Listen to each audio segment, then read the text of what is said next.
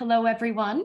Thank you very much for joining us today for an exclusive online talk with our December artist in residence, Ashley Zelinskie, in conversation with Sarah Kendrew, who is the instrument and calibration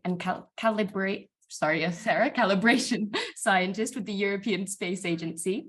Today, we have the opportunity to explore this relatively new field of new media, artistic approaches, and space exploration.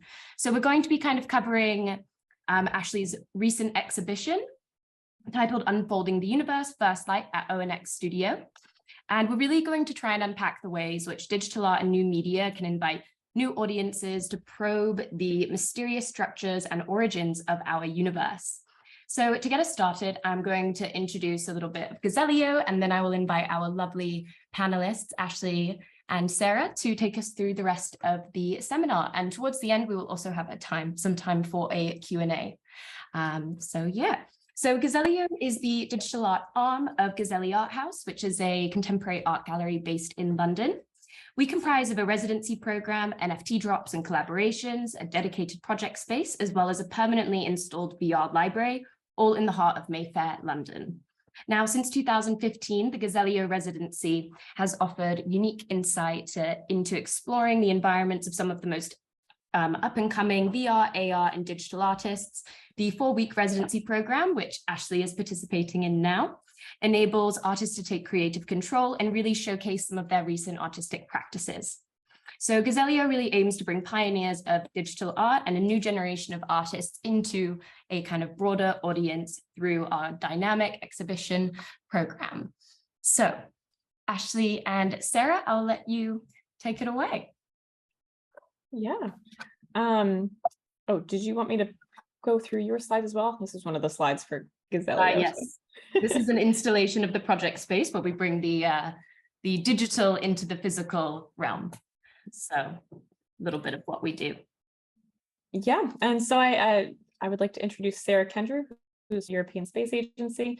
I'm going to allow her to go first to give us a little bit of background on what she does and the James Webb Space Telescope, because I can't even begin to start explaining my artwork until she explains the amazing telescope that it's based off of. So Sarah, just let me know when you want me to go forward with the slides. But yeah, so this is me, Ashley Zelinskie. There's my website. I'm based in Brooklyn, New York. And that's me with the James Webb Space Telescope while it was still on Earth. And this is Sarah Kendrew from the European Space Agency, the MIRI instrument. And are you in front of where are you in this photo? Is that the Webb Telescope in the clean room at Goddard? It is in the clean room. Yes, that is, I believe, also at Goddard. Yeah, but I think at an earlier stage than when your picture was taken. Yep. Yeah, I think this is probably about 2016. This one, the picture here. Yeah, you can see like the mirrors aren't even gold yet. Right, exactly. They still have covers on them. I believe this was actually taken maybe the same week that I moved to the US, to Baltimore. So, yeah, so my name's Sarah Kendrew. I am an instrument and calibration scientist, as we call that, with the European Space Agency. I am a physicist and an astronomer by training. So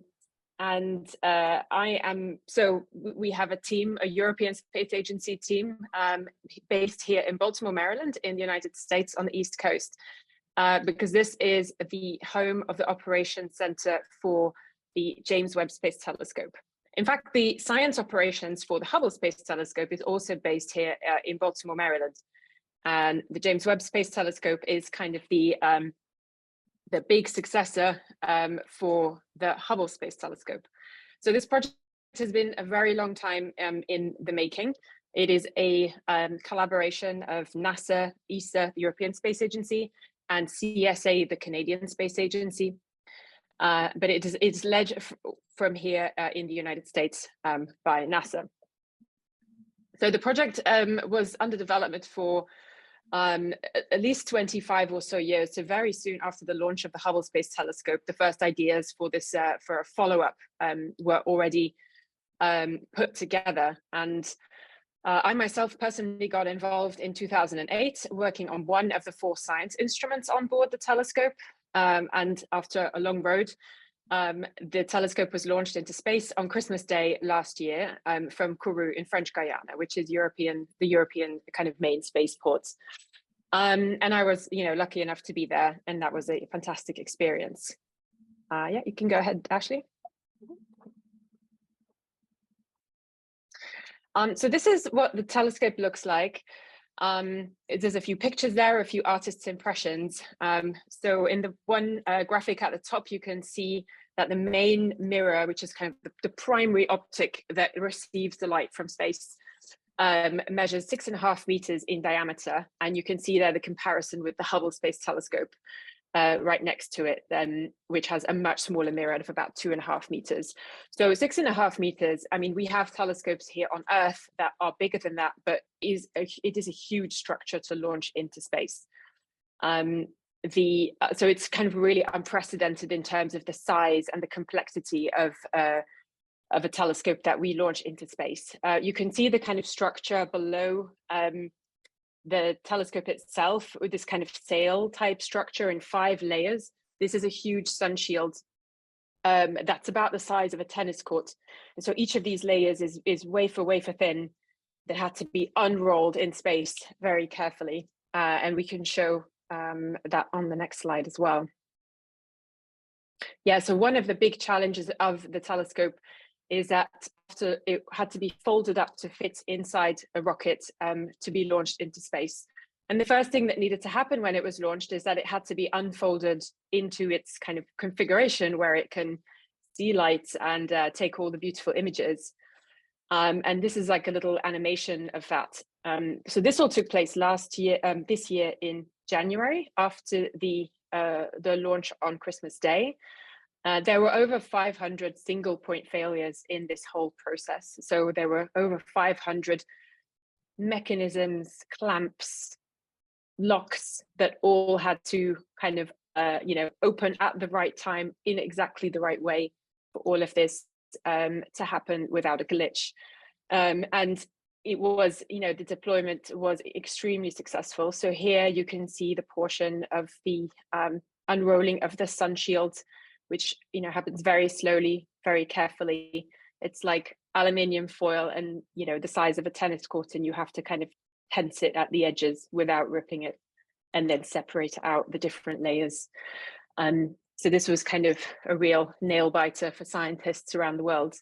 The optics had to unfold, as you see happening there.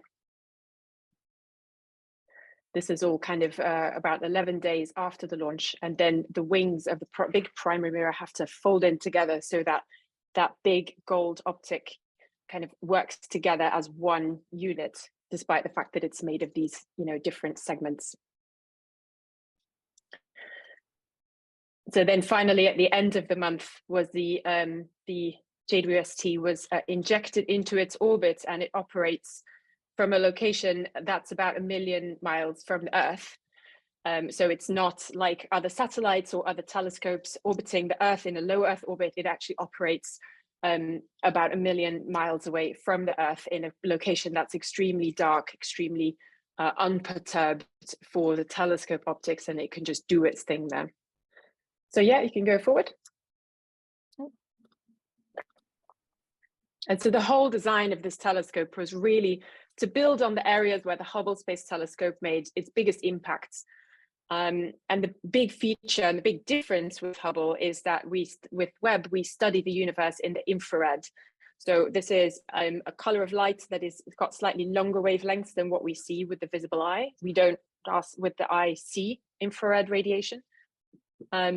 But it's extremely valuable to really push on those areas of science where Hubble made its biggest discoveries. And that's looking back into the early universe, really being able to see the light from the very first stars and galaxies that formed after the Big Bang. And also with the infrared, it lets us peer through thick clouds of dust where new stars and new planets are forming. Those processes happen sort of very shrouded in cold parts of the universe, and the dust that keeps these nice and cold tends to block any kind of visible light coming out. But in the infrared, we can really probe through and see the details of those processes happening all over the universe. So that's a really big strength for the Webb telescope. Yeah, next slide. And so we spent about 6 months trying to get, putting the telescope through its paces and running all kinds of tests, making sure everything was functioning as planned. And then in July, we were able to release some of the first images that were taken with the telescope. And here is one beautiful example, a composite of different colors, different filters of one of the instruments. This is actually a region where new stars are being formed inside. This is inside our own galaxy.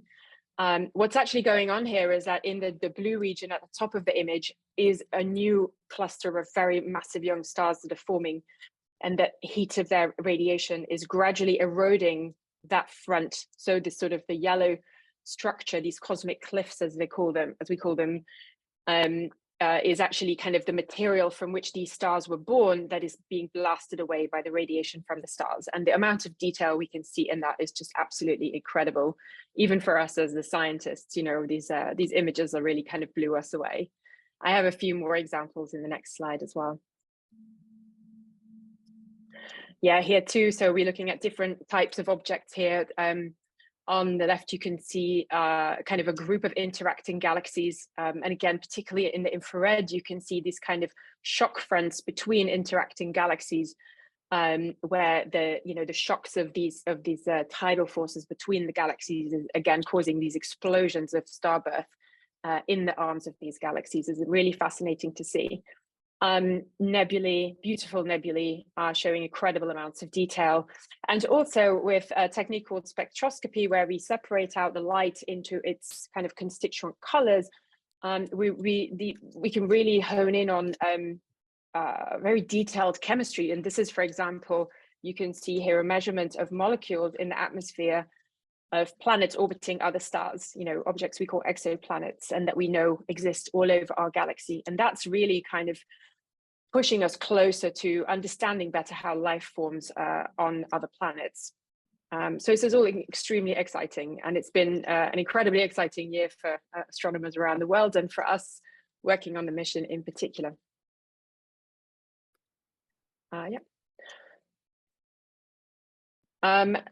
So I wanted to speak a bit. So it's a huge partnership. We're a collaboration between 3 different partner agencies. I'm not going to go into all of these, but this is just showing all of the institutions and companies that produced part of this observatory, or that delivered part of this observatory, or did some of the work.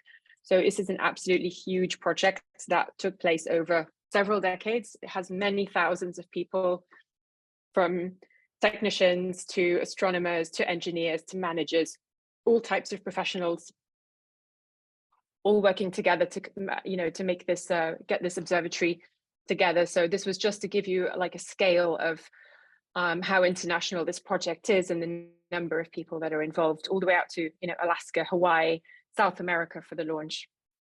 Yep, go ahead. Yeah, so I work, this is just to highlight MIRI. This is one of the 4 science instruments, and MIRI had a big European component.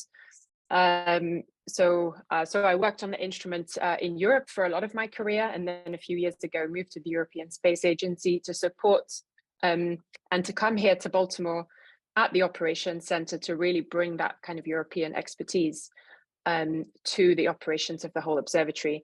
And with MIRI, we've seen a lot of amazing results already. You could skip ahead to the next one. Yeah, again, producing some absolutely stunning images on its own, and also together with all the other instruments that they can be put together. Yep, and you can go ahead to the next one. Oh, I think that might be my last slide. Yep, that's it. Thanks, Sarah. Yeah, so I'll go through my stuff really quickly, and then Sarah and I can talk about our collaboration and how everything came to be. So one of the first questions I always get is, how do you become an artist that's involved in something like this? So here is my story in photos. I did an artist residency at Carl Sagan's Search for Extraterrestrial Intelligence, SETI, out in California. So that's me at the Hat Creek Radio Observatory in Northern California, sorry. And Yeah, so as I was out there doing that artist residency, which I got that artist residency through my participation in New Inc., which is the New Museum's art and tech incubator in New York City. Jumping from one artist residency to another, it's a great way to make connections. So yeah, while I was out at SETI, I hung out with some of the scientists at NASA Ames. They came up for a picnic and they invited us for a private tour at NASA Ames. So that's me at NASA Ames. And then I was able to, people were talking at NASA Ames, and they're like, hey, have you ever seen a rocket launch? And I was like, no, I've never seen a rocket launch. So I said, oh, you have to go see one. You can sign up to go be do a NASA social at Kennedy. So that's me walking away from an unmanned mission. So there's no people in there, but I'm still wearing my NASA flight suit to commemorate the rocket launch. So that's the OSIRIS-REx mission that launched in 2016. And then when I was down there, there was all these whispers about this new telescope that was being built up at Goddard. And so I had to go visit Goddard, and I met Maggie Massetti, who was the curator of the exhibition at ONX Studio. And she was working on bringing artists down to see the telescope while it was in the clean room and make artwork about the telescope. So that's me at the clean room at Goddard in front of the James Webb Space Telescope when it was still on Earth. So that's like a very brief run through of how I started working with the James Webb team. And yeah, once I saw the telescope and met the team, and everybody was so nice. And it's just been a wonderful experience working with the Webb team. And I have to say, I really found a home with the James Webb Space Telescope team. So after I visited the telescope in 2016 at Goddard, like I said, Maggie Massetti, the curator, was curating a show at the Goddard Visitor Center. So this was the work of art that I made based upon seeing the telescope. And then I was able to 3D scan the arms of a couple scientists there. This is John Mather's arm and Anne Berstrand's arm, as well as my own. And I worked with them on making this piece. So it's actually the arms are wrapped in text, and the text is some of the metrics that were used to build the telescope. And the main message of this piece was from talking with the scientists down at Goddard, everybody was saying, how excited they were for this new telescope and how it was going to absolutely change astronomy. But they were saying, people keep wanting to keep asking, like, what are you hoping to find, and what are you going to find? And they're like, that's just it. Exploration is all about reaching into the unknown. And they were like, it's hard to get people excited about a telescope where you don't know what you're going to see and don't know what you're going to find, but that's the whole point, is it's going to be wonderful, but we just don't know. So this piece is called Exploration, and it's about, the scientists and humanity reaching through the telescope into the unknown and just checking out what's out there. Discovery is the mission. So yeah, and then last year, 2020, 2021, during lockdown, I decided to take the piece virtual, and that's when I made my first VR piece based upon the James Webb Space Telescope. So I had never done VR before, but I 3D model all of my sculptures first. So the one at the visitor center there is 3D printed and then gold plated. But it started out as a 3D file. So I thought, we could totally just, put some shaders on it and pop it in VR and see if we can make something in VR. So it was a learning curve for me, because I quickly realized that I was limiting myself artistically. I can make things float in VR. I can make things fly. I can make things that, defy the physics of reality. And that was a weird shift I had to make in the work when I was building the VR world and working with Metaxu Studios on building the VR world.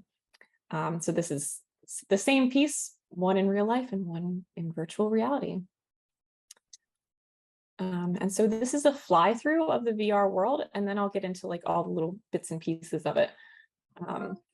So can you hear the sound? Is the sound coming through? Yeah. Okay. Yep, it's coming through for me. Cool. We don't have to play the whole video, but we'll do a quick fly through.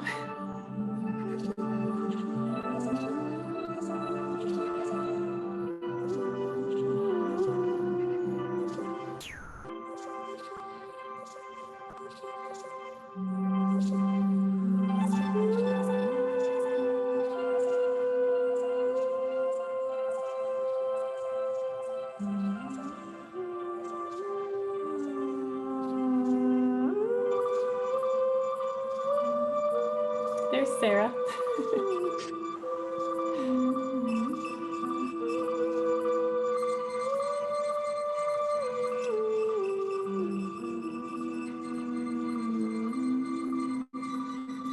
can stop it there. So as it's going around the space, you're seeing these faces of the scientists. So I interviewed, I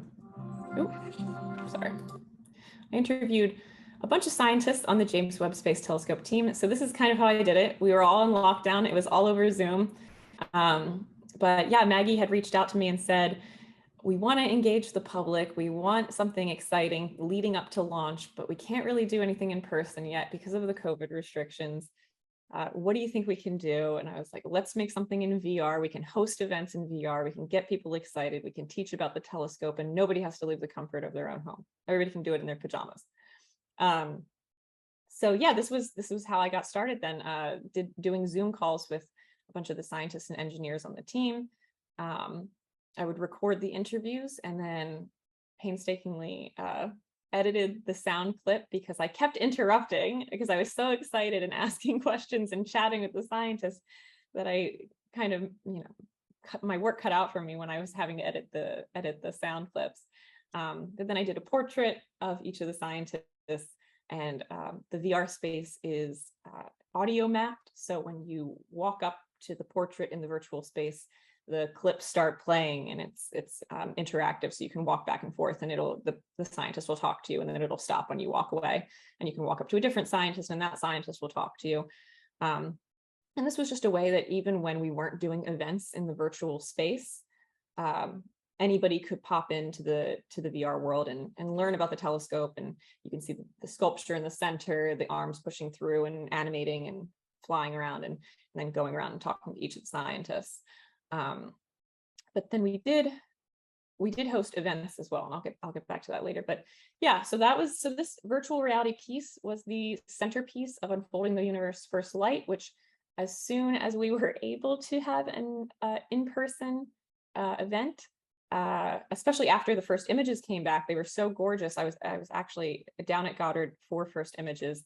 And it was just an amazing experience being with the team when everybody was seeing these photos for the first time. So I took all of that information and all that inspiration and everything that I learned that day about the images and what they were about, and just how inspiring they were. And I took them back to New York with me. And I had 3 months to put together an entire exhibition from scratch based on those first images.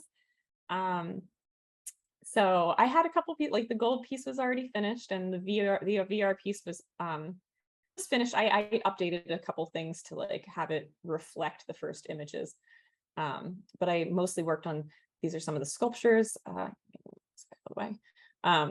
So the copper sculpture at the top, that's the Southern Ring Nebula, which you saw in one of Sarah's slides, and it's 3D printed, copper plated, and then has aquamarine stones in the center, representing the binary star system. I also made holograms. That's Stefan's quintet in the center there. And those are all the different galaxies in a galaxy cluster that are smashing into each other. I did silkscreen prints where this is the deep field image. So the Hubble telescope, when it was, well, it's still functioning, it's still taking pictures of cool things in the universe. But one of the things that they did that was really interesting was they pointed the telescope at a dark spot in the sky, and did a long exposure. And it was considered like really, really risky because, what if they didn't find anything, or what are they going to find? And telescope time is very precious to scientists. But the image came back and it was gorgeous, and it had all of these stars and galaxies just in this spot in the sky that was thought to be completely dark. There was nothing there. And so one of the first images James Webb Space Telescope released was a deep field image looking in that same spot in the sky that Hubble looked at. Only now, because of the infrared technology, you can see even more stars and galaxy even further away. And the James Webb only looked at the spot in the sky for a few hours, where the Hubble telescope looked at it for 2 weeks. So can you only imagine what the James Webb telescope deep field will look like if we give it like a longer exposure? It's like really exciting to think about. And then we have the star sculpture in the bottom corner is, I call it, she signs her work in stars. And that's because the the James Webb Space Telescope has a way of signing all of its photos. You'll always know a James Webb Space Telescope image because of the telltale star. All the stars have the same shape, and they're these 6-pointed stars with the little tiny crossbeam. And that's because of the hexagonal mirrors and the struts and just how the telescope was engineered. So you can see it's a motif throughout the entire exhibition that these stars are seen. And it'll be a way that every Webb telescope image, you can tell right away that it's a Webb telescope image. So I thought if the Webb telescope was an artist, this would be how she signs her work. So I think I have close-ups. Yes, this is the Southern Ring Nebula. This piece was created by taking the image from of the Southern Ring Nebula from the telescope, and I placed a point at each pixel of light and kind of traced out the points of light in that image. And then I assigned it a star, the telltale James Webb Space Telescope star. So that was the 3D model that was placed on each of those pixels. And then its orientation and size is based off of Webb telescope data, like how far away the nebula is, just feeding it a data set. And that would then tell the star which direction it was going to point and how big it was going to be. And this was my solution to making a literal nebulous substance into a physical sculpture. All these images are gorgeous and beautiful, but they're light and they're gas and they're stars. And how to make that into a physical object can be a little daunting because there's not much there. There's a lot to see, but not much there physically to grasp onto. So this was how I turned a nebulous substance into a 3D printed sculpture. And then this is another view of she signs her work in stars. So this is the telltale James Webb Space Telescope star. And I was just so drawn to it as a motif that could represent the Webb telescope in each work of art. So I tried to use it as often as possible throughout the exhibition to kind of pull it all together and make it cohesive. So yeah, it's very interesting when you're working with not only scientists and engineers, but you're also working with the new medium of VR. And part of my interest in my experience here at the Gazelio residency is, not many galleries, or the art world hasn't really been able to wrap its head around where VR fits in as an artistic medium. And how it's going to stay around as an artistic medium, and how you're going to display it, and how people are going to interact with it. So this was my attempt at trying to solve those new design challenges. So in the gallery, in the physical space, we had a VR headset that was mirroring onto a projector. So one of the things that I see happening a lot is because VR is such an intimate and personal experience, because you're in the headset by yourself, how do you share that in a gallery space where you're having an opening with a lot of people that want to also interact with that VR and with that technology? So we did a thing where we mirrored what the person was seeing very large onto the wall behind them, so that you can also participate and you can see what they're seeing while you're waiting for your turn to get into the headset and have your intimate experience. So it's kind of like watching the person experience this VR. We also did just video clips, so you could watch the fly through that I showed you guys earlier was also playing in the gallery. So if you're not brave enough to get into the headset, you can just have the bird's eye view of a pre-recorded glamour shots of the VR space. And then we also had it available on desktop for people who wanted to have a more traditional at-home experience. And then you can see that we also hosted events in VR, so you could participate from home, which was also accessible during the exhibition, where if you weren't in New York and you couldn't come physically, you could come to the VR space and you could interact with people that were actually in the gallery space as well. And we also hosted events there during the lead up to the first images. We had a launch party in there for when the telescope actually left Earth.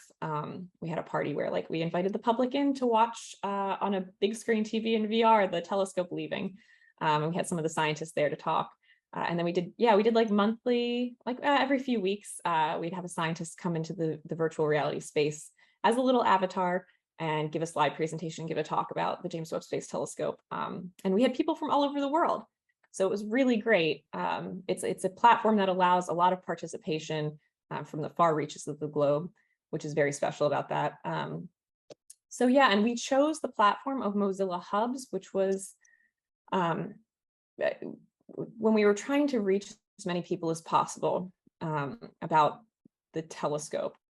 Not everybody has a headset, not everybody has access to this type of technology. And we chose Hubs because you can access Hubs on your desktop browser, mobile. We tried to optimize for mobile. The space is really, really heavy and has a lot of information, but we tried to do our best to optimize so you can still see it on a phone and on an iPad. So yeah, it was just trying to reach as many people as possible, and it was a perfect platform for that. So that's why we chose that VR platform, and it still today allows access for everybody to go and enjoy it, regardless of where they are or if they have equipment. Yeah, and then so in the physical space, back to reality, we hosted talks with the scientists in the gallery. So we have here we have some scientists from the Space Telescope Institute who gave a talk about processing the images. We have John Mather, he came and gave our closing talk, talked about, from conceptualization of the telescope all the way through to the first images to what we're expecting next. And it was really interesting to not only have the scientists there to interact with the public and explain the telescope, but also to have the scientists see all of the artwork that all their hard work and research made possible. So, seeing John Mather play with this is the James Webb Space Telescope Deep Field that was turned into a light bright pegboard. And the whole concept behind that was to try to take a light bright peg and to place it in the board in a dark spot in the sky, because we're only going to find more and more stars the deeper we look into the universe. And it kind of teaches about what a deep field represents, and then interactive with the public. But it was really fun to watch the scientists interact with that. And then this is astronaut Mike Massimino in the VR headset. So it was really cool to just have everybody play around in VR. Some people, it was their first time. So it was cool to share that technology with them. Really good back and forth feedback. This is why I love collaborating with scientists. We just learn so much from each other, and it's just such inspiring research that just endless pits of inspiration for artistic creation. So yeah, I can, if you want to check out Unfolding the Universe, this is my Hubs link. Anybody can access it, and I think I might even be able to screen share. So hopefully this works. I don't want to blast you guys with sound. But this is what joining the room looks like. Ooh. Well, technical difficulties. Maybe it's because I'm zooming too. Can you guys see the tab, or did it close? Yep, we can see it quite well. There we go. Yeah, that looks great. Difficulties, but there we go.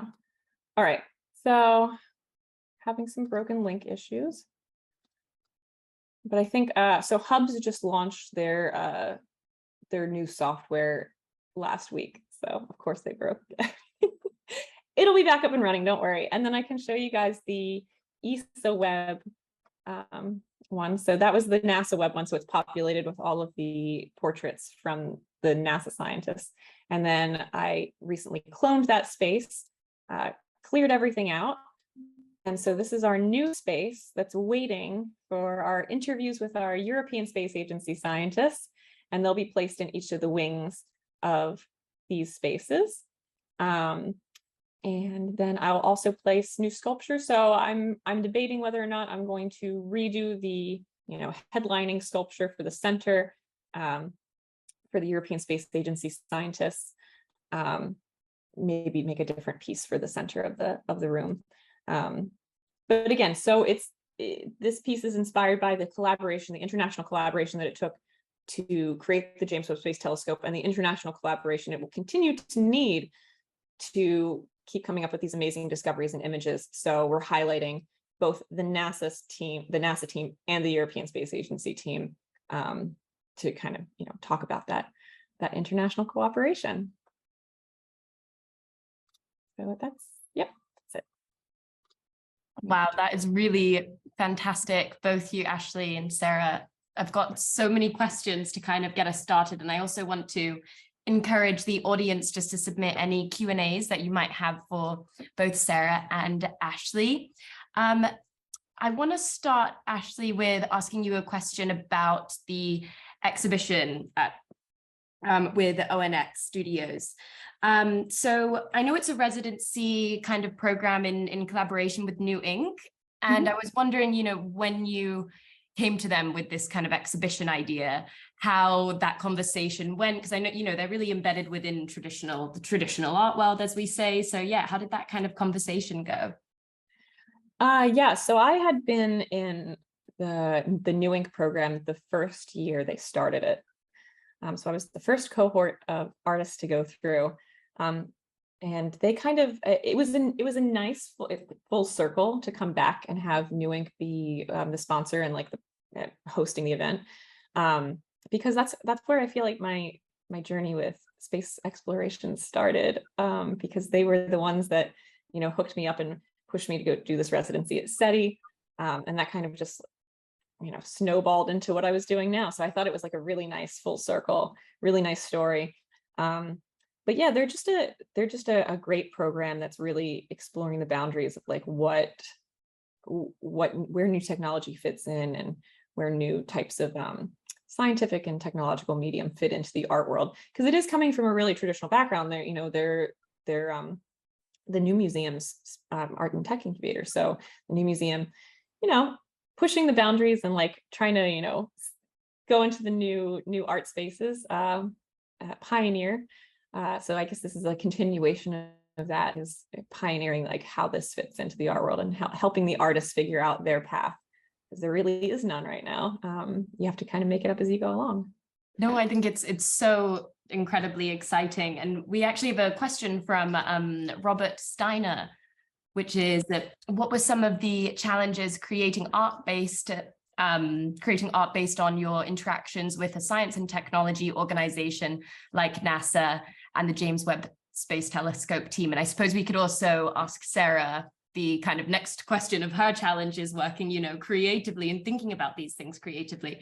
But Ashley, we can start with what you think. Oh yeah.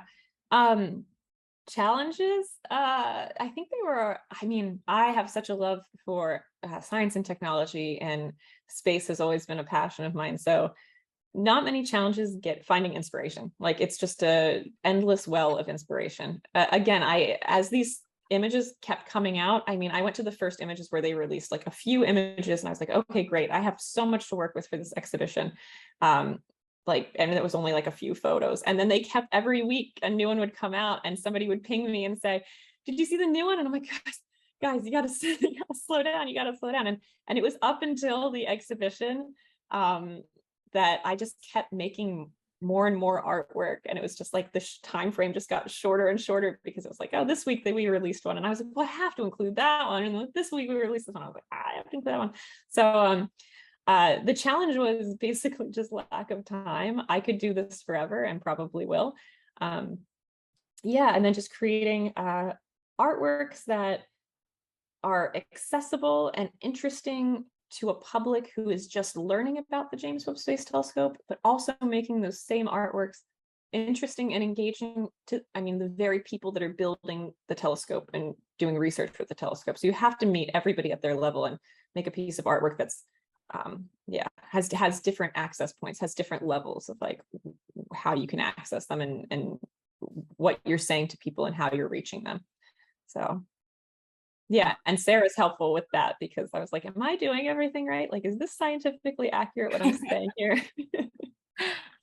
Oh, I love that. And Sarah, how about you? How was it kind of going through the highs and lows of going through this journey with Ashley, kind of applying creativity to your very scientific approaches?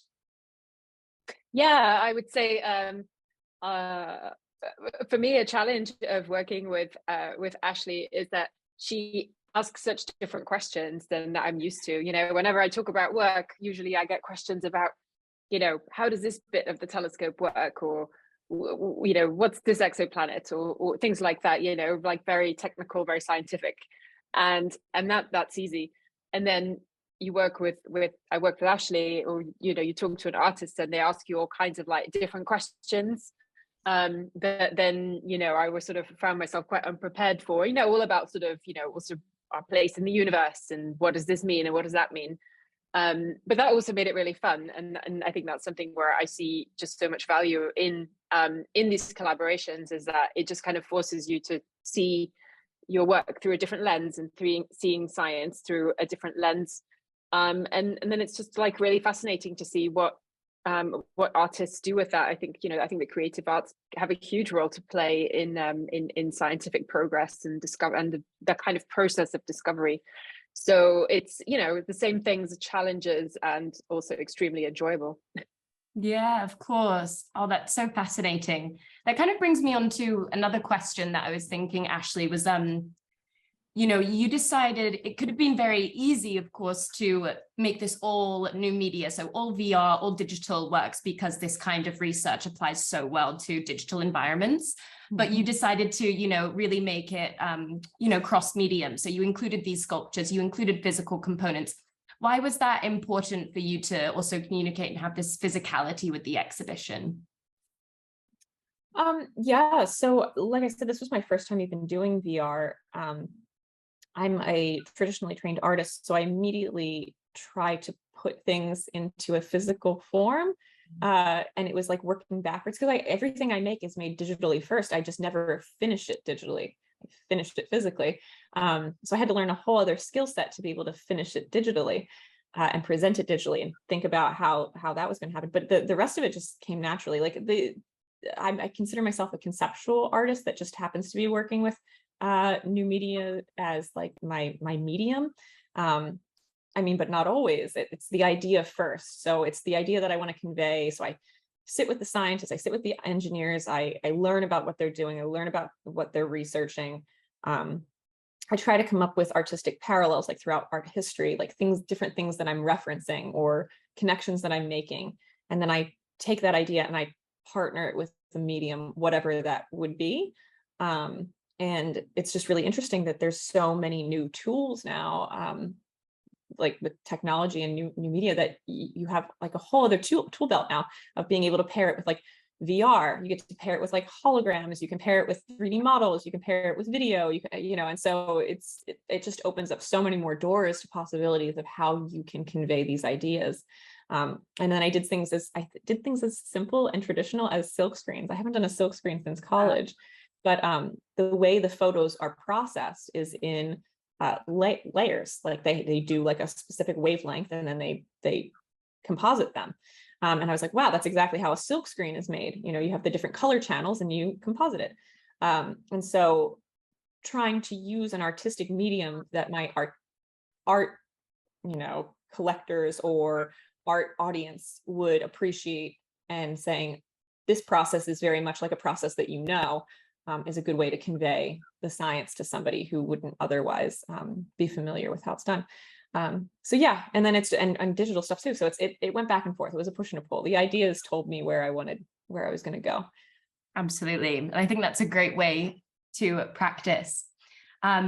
So following on the kind of sculpture topic, we have a question from Elaine Stewart, which is, what is the most challenging part about creating these sculptures inspired by the Webb images?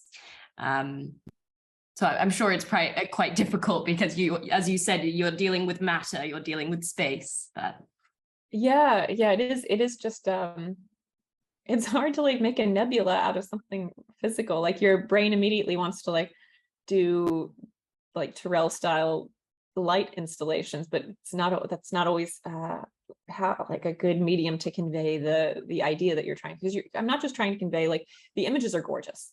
And that's one of the main problems, is they're already works of art. Like I can't improve upon them. What am I supposed to do?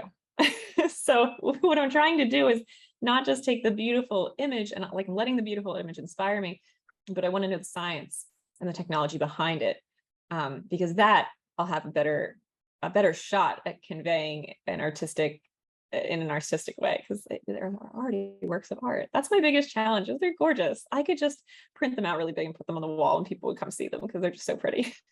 absolutely.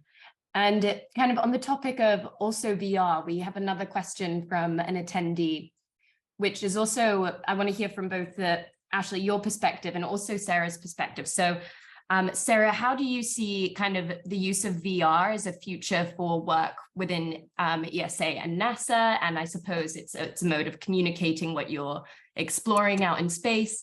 And then also back to Ashley, how are you kind of using VR as a medium for your art generally? But we can start with Sarah.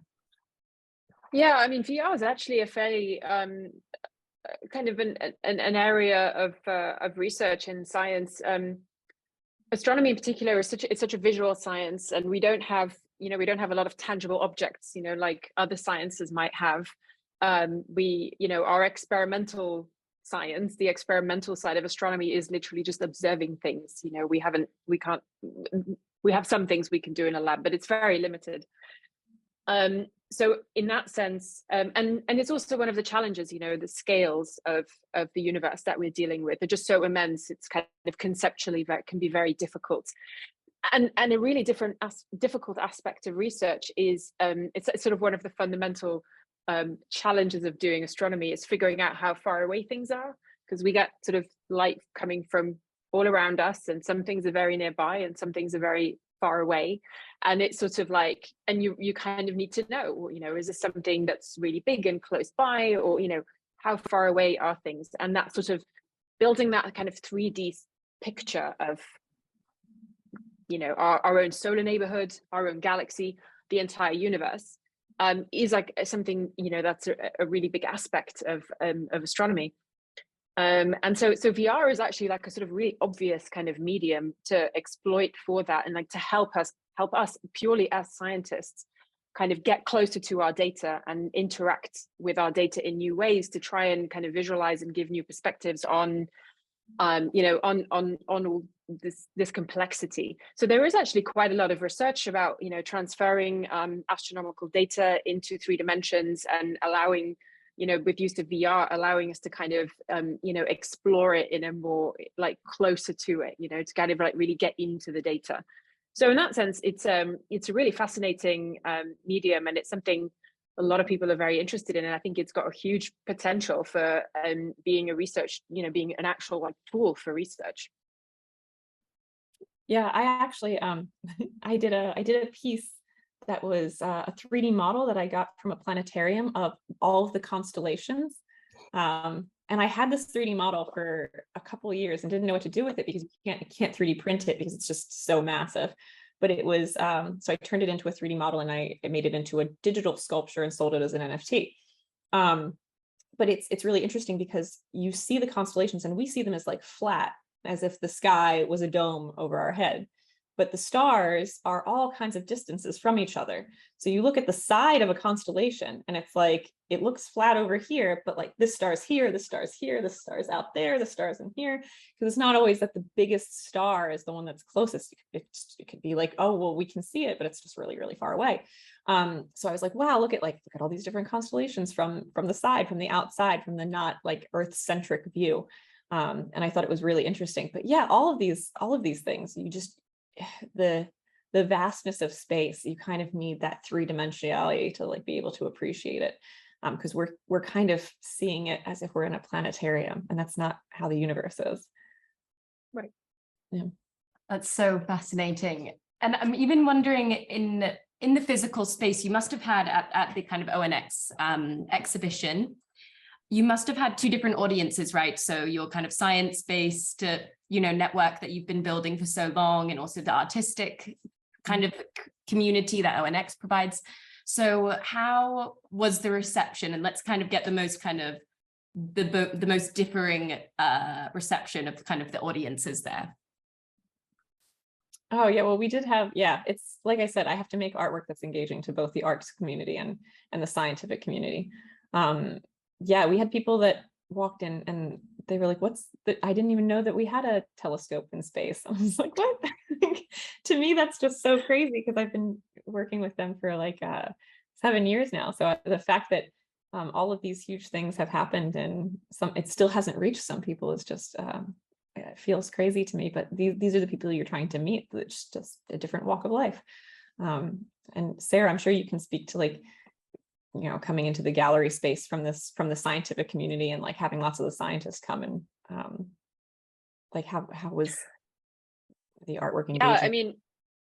It's certainly for me personally, you know, I love doing these kinds of collaborations. I think, you know, it's so valuable to kind of take your work and just put it in a completely different setting. It, you know, gives me such an opportunity to see what we do through other people's eyes, you know.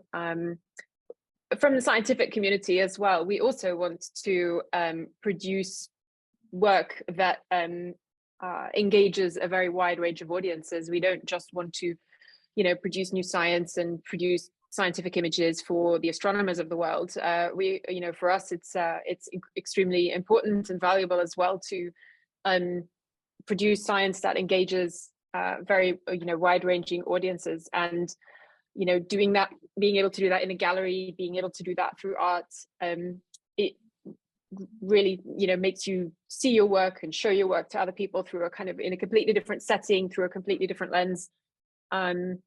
Yeah, and it's you know, it's fantastic, and it was really interesting. I had no idea who the audience would be at Ashley's exhibition, and it was really interesting to see these two worlds. You had the artists, and then you had, you know, people who are super into science, and I would say then probably a third category is just the people who are really into the technology, you know, because Ashley uses so many different techniques and mediums. There are people who are like really into it for that aspect as well. Yeah. No, I think this is such an incredible collaboration, and I mean, just learned so much in this kind of past hour. I want to finish up with asking, of course, the audience to send any final questions, but both Ashley and Sarah, I really want to hear about what 2023 holds for you.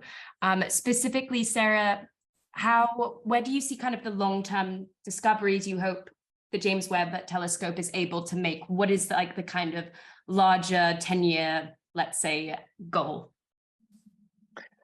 I mean, it's just been such a crazy year where we just got this telescope into space and actually working. And I feel like, you know, right now the telescope is out there, you know, taking data constantly around the clock. We are seeing absolutely fantastic new results, but we're just really scratching the surface. We just haven't really seen anything yet, I think, fantastic as these first images are. So I think, you know, the mission has a lifetime of 20 years or more now.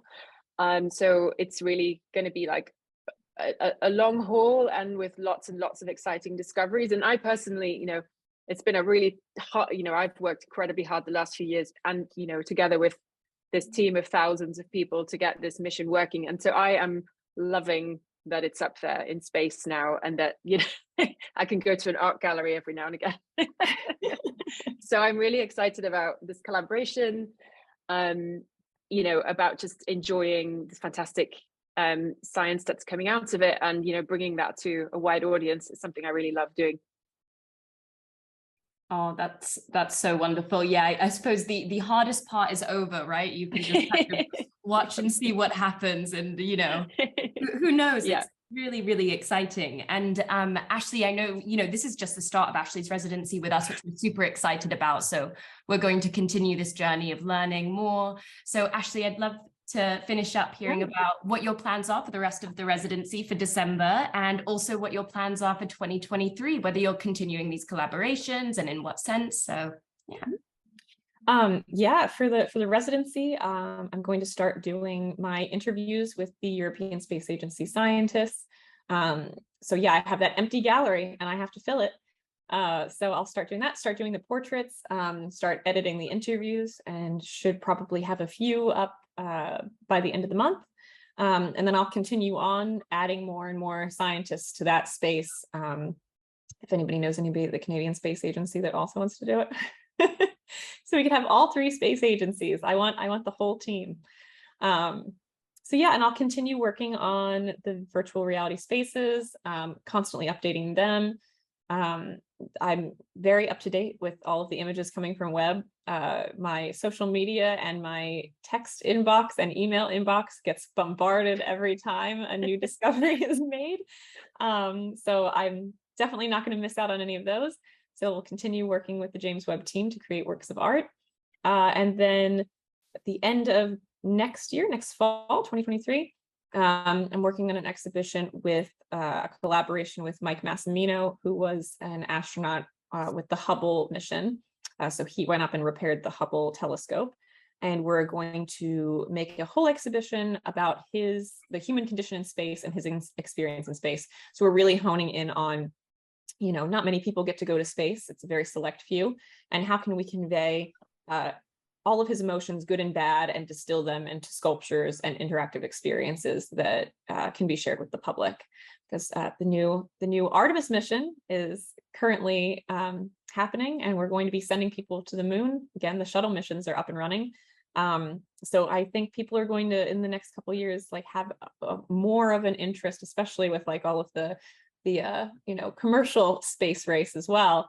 People are interested to know what space is like. So we're going to try to convey that through artwork. Absolutely. Wow, I feel so honored to have you as part of our residency program. Ashley, we're so excited for the month ahead. And Sarah, it's been an absolute pleasure having you here today. To our audience, if you joined a little bit late, not to worry, we have recorded this webinar, so it will be on our Gazelio website, and Sarah and Ashley will also have access to this recording as well.